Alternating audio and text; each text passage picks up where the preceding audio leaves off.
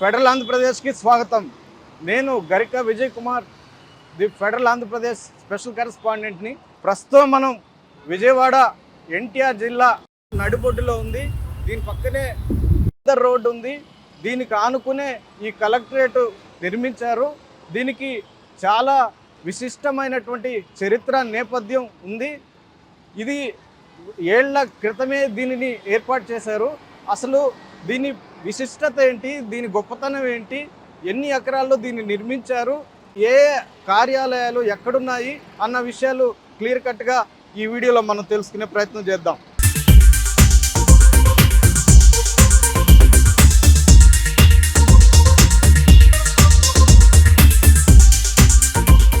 మనం ఇప్పుడు ఎన్టీఆర్ జిల్లా కలెక్టరేట్ భవనాన్ని మనం ప్రస్తుతం చూద్దాం. ఈ భవనము చారిత్రక గొప్పతనం. 130 సంవత్సరాల క్రితం నిర్మాణం జరిగింది. ఇప్పటికీ చెక్కు చెదరకుండా ఉంది. ఈ భవనానికి చుట్టుపక్కల ఉన్న భవనాలు కూడా చాలా వరకు ఎక్కువగా చారిత్రక నేపథ్యాన్ని కలిగి ఉన్నాయి. ఇది బందర్ రోడ్లో ప్రధానంగా ఉండడం వల్ల, ఈ రోడ్డు ప్రధానమైన రోడ్డు కావడం వల్ల విజయవాడ నగరము కొత్తగా కలెక్టర్ కార్యాలయం ఏర్పడడం వల్ల దీనికి ఇంతటి చారిత్రక ప్రాధాన్యత వచ్చింది. ఈ చారిత్రక ప్రాధాన్యతను మనము కళ్ళారా చూడాలి. ప్రస్తుతం మనం ఎన్టీఆర్ జిల్లా కలెక్టరేట్కి సంబంధించినటువంటి లేఅవుట్ దగ్గర ఉన్నాము. దీనికి సంబంధించినటువంటి మ్యాప్ మొత్తం ఇక్కడ క్లియర్ కట్గా ఎక్స్ప్లెయిన్ చేశారు. దీంట్లో కలెక్టర్ గారు ఛాంబర్ ఎక్కడుంది, జేసీ గారు ఛాంబర్ ఎక్కడుంది, తర్వాత ఎన్ఐసి సర్వీసింగ్ రూమ్ ఎక్కడుంది, తర్వాత సర్వే ల్యాండ్ రికార్డ్స్ ఎక్కడున్నాయి, తర్వాత డిఆర్ఓ గారి ఛాంబర్ ఎక్కడుంది, తర్వాత అసిస్టెంట్ కలెక్టర్ గారి ఛాంబర్ ఎక్కడుంది, జాయింట్ కలెక్టర్ గారి ఛాంబర్ ఎక్కడుంది, ఈ వివరాలన్నీ క్లియర్ కట్గా ప్రజలకి, ఇక్కడికి వచ్చేటువంటి సందర్శకులకి క్లియర్గా తెలిసే విధంగా ఈ లేఅవుట్ని అయితే డిజైన్ చేశారు.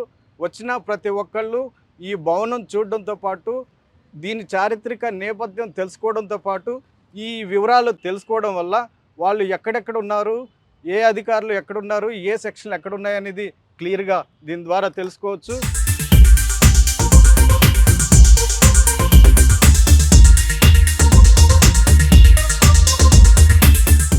ప్రస్తుతం మనం ఒక ప్రత్యేకంగా డిజైన్ చేసినటువంటి ఒక చిన్న బిల్డింగ్ దగ్గర మనం ఉన్నాం. దీనికి చాలా చారిత్రక నేపథ్యం ఉంది. ఇదేంటంటే కలెక్టరేట్ ఏర్పాటు చేసినటువంటి 100 సంవత్సరాల పూర్తి అయిన సందర్భంగా దీనిని ప్రత్యేకంగా నిర్మించారు. దీనిని సందర్శకులు కూడా ఒక రకమైనటువంటి టూరిజం ప్లేస్గా దీన్ని సందర్శిస్తుంటారు. దీని గురించి దీనిని కేసీపీ వాళ్ళు డిజైన్ చేసి వాళ్ళే దీనిని నిర్మించి కలెక్టరేట్కి అందుబాటులోకి తీసుకొచ్చారు.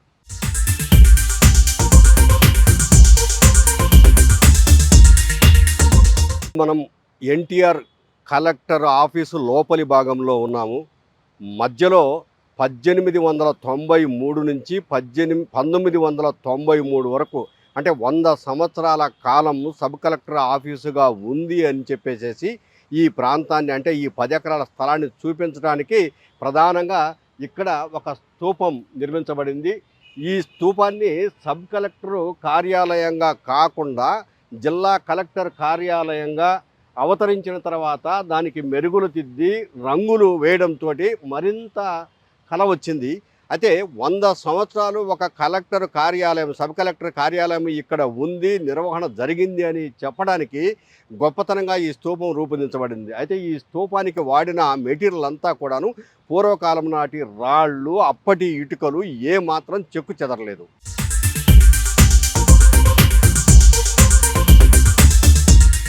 చూడండి, ఒకప్పటి సబ్ కలెక్టర్ కార్యాలయము, ఇప్పుడు కలెక్టర్ గారి కార్యాలయం ఇది. ఇక్కడ నిర్మించినటువంటి ఈ రాళ్ళు నాటి రాళ్ళు, నేటివి కాదు. ఇప్పటికీ చెక్కు చెదరలేదు.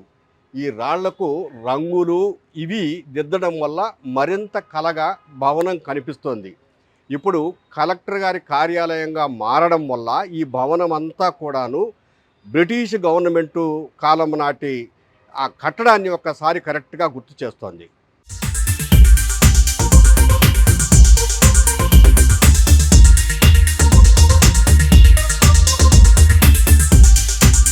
ప్రస్తుతం మనం కలెక్టరేట్ ప్రధాన భవనం దగ్గర ఉన్నాము. ఈ భవనము, ఈ కలెక్టరేట్ ఆవరణము, ఈ బిల్డింగు ఫస్ట్ ఆర్డీఓ కార్యాలయంగా 1893లో అప్పటి బ్రిటిష్ ప్రభుత్వం ఏర్పాటు చేసింది. ఆ తర్వాత క్రమంలో దీనిని ఆర్డీఓ కార్యాలయం నుంచి సబ్ కలెక్టరేట్ కార్యాలయానికి అప్గ్రేడ్ చేస్తూ ఆ సబ్ కలెక్టర్ని నియమించారు. తర్వాత జగన్మోహన్ రెడ్డి ప్రభుత్వ హయాంలో జిల్లాల పునర్విభజన జరిగిన తర్వాత ఎన్టీఆర్ జిల్లా ఏర్పడిన నేపథ్యంలో ఈ సబ్ కలెక్టర్ కార్యాలయాన్ని పూర్తి స్థాయి కలెక్టర్ కార్యాలయంగా మార్చారు. అప్పటి నుంచి ప్రస్తుతం జిల్లా కలెక్టర్ కార్యాలయం ఇక్కడే ఉంటుంది. కలెక్టర్ గారు ఇక్కడే ఉంటున్నారు, జాయింట్ కలెక్టర్ గారు ఇక్కడే ఉంటున్నారు. ఇక్కడి నుంచే ప్రధాన కార్యాలయంగా విధులు నిర్వహిస్తున్నారు.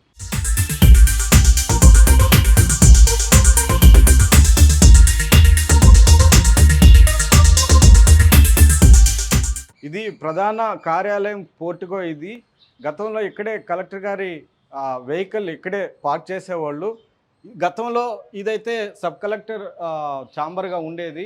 ఇది జిల్లా ప్రధాన కార్యాలయంగా మార్చిన తర్వాత కలెక్టర్ ఛాంబర్ని ఇటువైపు ఏర్పాటు చేశారు. ఢిల్లీరావు గారు కలెక్టర్గా ఉన్న కాలంలో కిందనే ఉండేది ఆయన ఛాంబరు. తర్వాత సృజన గారు కలెక్టర్గా వచ్చిన తర్వాత పైన అప్స్టేర్లో సౌకర్యంగా ఉంది కార్యాలయానికి, ఛాంబర్కి అని ఆలోచన చేసి ఛాంబర్ని అప్స్టేర్కి మార్చారు. ప్రస్తుతం ఇదిగో ఇక్కడ చూస్తున్నాం మనం కలెక్టర్ గారి ఛాంబర్ కోసం ప్రత్యేకంగా లిఫ్ట్ ఏర్పాటు చేశారు. ప్రస్తుతం ఎన్టీఆర్ జిల్లా కలెక్టర్ లక్ష్మీషా గారి ఛాంబర్ అయితే ప్రస్తుతం పైన ఉంది. అక్కడి నుంచి ఆయన విధులు నిర్వహిస్తున్నారు.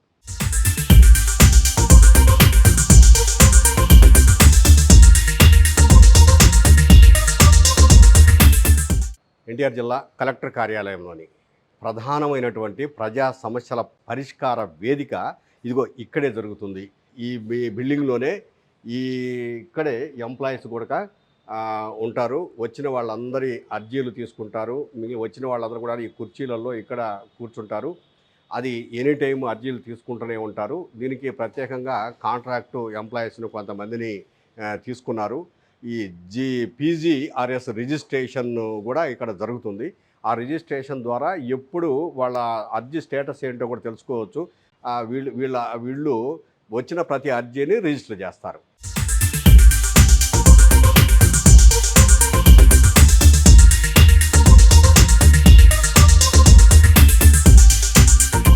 ప్రస్తుతం మనం పింగళి వెంకయ్య ప్రత్యేక సమావేశ మందిరం దగ్గర ఉన్నాము.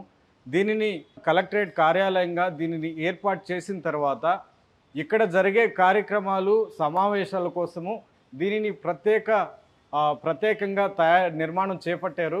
గతంలో సబ్ కలెక్టర్ కార్యాలయంగా ఉన్నప్పుడు ఈ సమావేశ మందిరము అప్పుడు నిర్మాణ దశలో ఉండింది.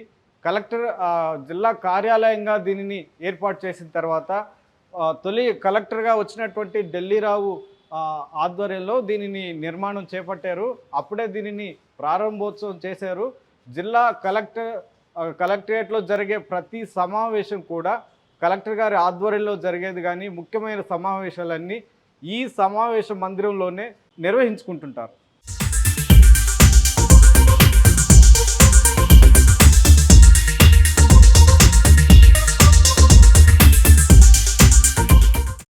కృష్ణా జిల్లాకు ఆంధ్రప్రదేశ్ రాష్ట్రంలో ఒక ప్రత్యేక గుర్తింపు ఉంది. సముద్ర తీరము ఉండటము, బ్రిటిష్ వాళ్ళు భారతదేశానికి వచ్చేటప్పుడు దాన్ని ఒక కేంద్రంగా ఎంచుకోవటము, అందువలనే మచిలీపట్నం పోర్టుగా ఆవిర్భవించి ఎక్కువగా రవాణా సరుకులు కూడా ఇక్కడి నుంచి ఎగుమతి దిగుమతులు జరిగేవి. అందువల్ల మచిలీపట్నాన్ని జిల్లా కలెక్టర్ కార్యాలయంగా ఎంపిక చేసుకున్నారు. అయితే విజయవాడ కూడా జిల్లా కలెక్టర్ కార్యాలయంలో భాగం కావడం వల్ల మచిలీపట్నంలో భాగమై ఉండేది. తర్వాత 2022లో వైఎస్ జగన్మోహన్ రెడ్డి ప్రభుత్వం వచ్చిన తర్వాత జిల్లాల విభజన అంతకుముందు 13 జిల్లాలను 26 జిల్లాలుగా మార్చినప్పుడు కృష్ణా జిల్లాను విభజించి విజయవాడ ఎన్టీఆర్ జిల్లాగా కొత్తగా ఏర్పాటు చేశారు. జిల్లాల పునర్విభజన జరిగిన తర్వాత ఎన్టీఆర్ జిల్లా ఏర్పడింది. కృష్ణా జిల్లాలోని కొన్ని మండలాలు తీసుకొని తర్వాత విజయవాడ నగరంలో ఉన్నటువంటి సబ్ కలెక్టరేట్ కార్యాలయాన్ని పూర్తి స్థాయి కలెక్టర్ కార్యాలయంగా దాన్ని మార్చారు. ఆ తర్వాత జిల్లా పరిపాలన సంబంధించినటువంటి వ్యవహారం అంతా కలెక్టర్ కార్యాలయం నుంచే ప్రారంభమైంది.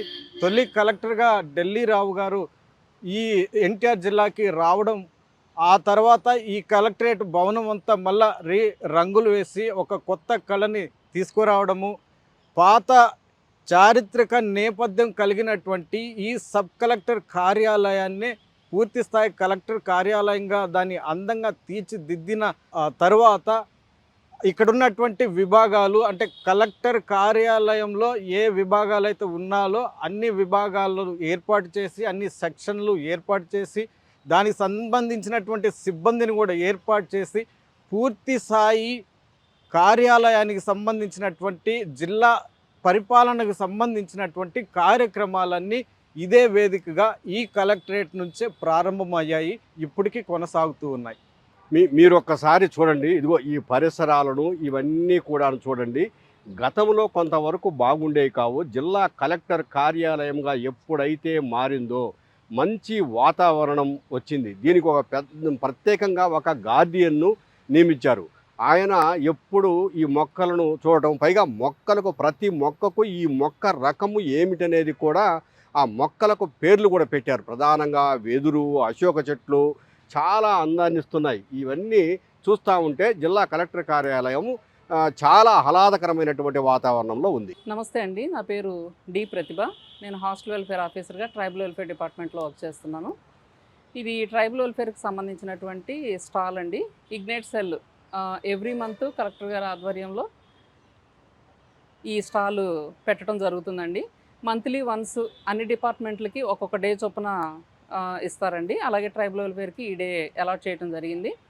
ఈ డిపార్ట్మెంట్ తరపున ఆశ్రమ్ స్కూల్స్, రెసిడెన్షియల్ ప్యాటర్న్లో ఉండేటటువంటి స్టూడెంట్స్కి, కాలేజ్ హాస్టల్ స్టూడెంట్స్కి ప్రభుత్వం తరపున ఉచితంగా ఇచ్చేటటువంటి సౌకర్యాలండి ఇవన్నీ కూడాను. ఆ స్కూల్స్లో చదివేటటువంటి స్టూడెంట్స్కి school bag, uniform, bedsheets, blankets, shoes, text books and notebooks, అలానే స్టూడెంట్స్కి ఎవ్రీ మంత్ కాస్మెటిక్స్ ఇస్తామండి. కిట్ రూపంలో వస్తుంది. బాత్ సోప్స్, తర్వాత అలాగే బట్టలు ఉతుక్కునే బట్టల సోప్స్, అలాగే షాంపూస్, ఇవన్నీ కూడా ఇస్తారండి.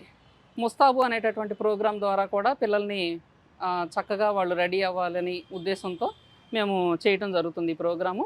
అలాగే స్టూడెంట్స్కి స్పోర్ట్స్ మెటీరియల్ కూడా, వ్యాయామం ఇవన్నీ కూడా, ఆటలు అవన్నీ ఎంకరేజ్ చేయడం కోసం అని చెప్పేసి స్పోర్ట్స్ కిట్ కూడా ఇవ్వటం జరుగుతుంది. ఎవ్రీడే ఈవినింగ్ ఈ మెటీరియల్తో పిల్లలు ఆడుకోవటం జరుగుతుందండి.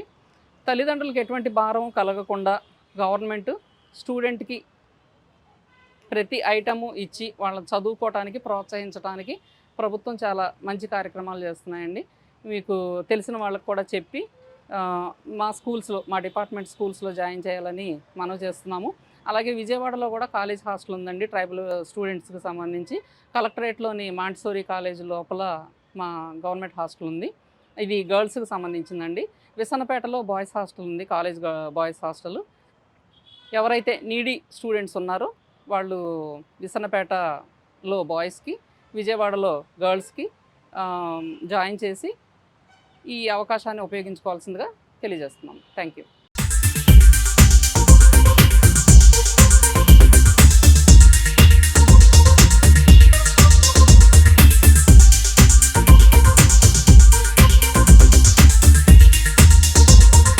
చూస్తూ ఉండండి ది ఫెడరల్ ఆంధ్రప్రదేశ్. సబ్స్క్రైబ్ చేయండి ది ఫెడరల్ ఆంధ్రప్రదేశ్ను. లైక్ చేయండి, షేర్ చేయండి. కెమెరామెన్ రవితో విజయ్ కుమార్, జీపీ వెంకటేశ్వర్లు, విజయవాడ.